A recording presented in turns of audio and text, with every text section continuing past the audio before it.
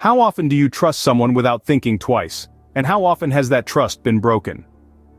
Welcome to the world of trust, an essential ingredient in our day-to-day interactions. It's the glue that binds us, the foundation upon which our relationships are built.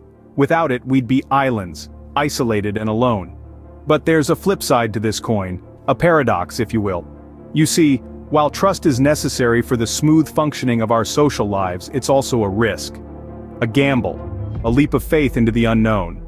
Every time we trust, we expose ourselves to the possibility of betrayal, of disappointment. Studies have shown that a significant percentage of us have trust issues. And it's not hard to understand why.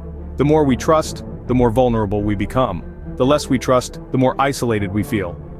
Trust, it seems, is not as simple as it first appears. Let's look at some real-life examples of the problem of trust. Imagine two friends, both passionate about coffee, who decide to start a cafe together.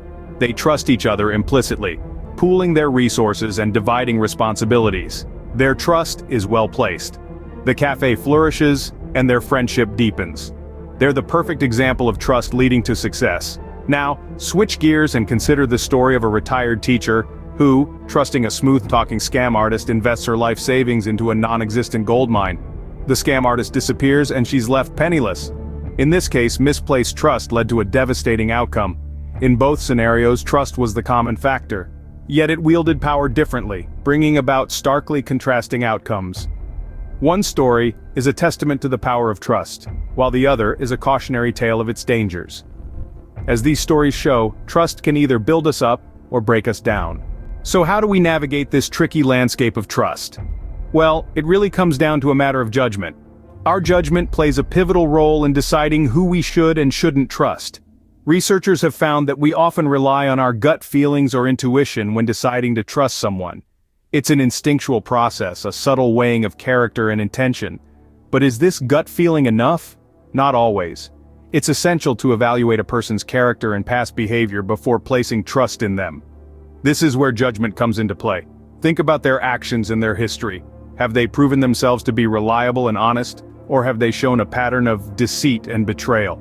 These are the questions we must ask ourselves. Trust, then, is not just about taking a leap of faith, but about making an informed decision. It's about using our judgment to protect ourselves and our relationships. Trust is a complex issue, with both rewards and risks involved. It's a bit like walking a tightrope.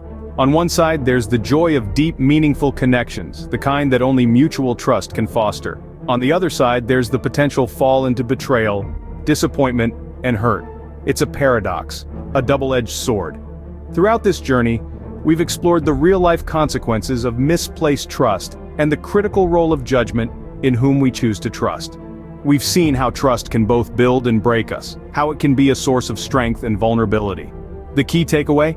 Not all trust is created equal. It's not about trusting everyone or trusting no one. It's about thinking critically, understanding the context and the person, and making informed decisions. It's about learning from our past experiences, but not letting them cloud our present judgment. At the end of the day, it's all about finding the right balance in the tricky game of trust.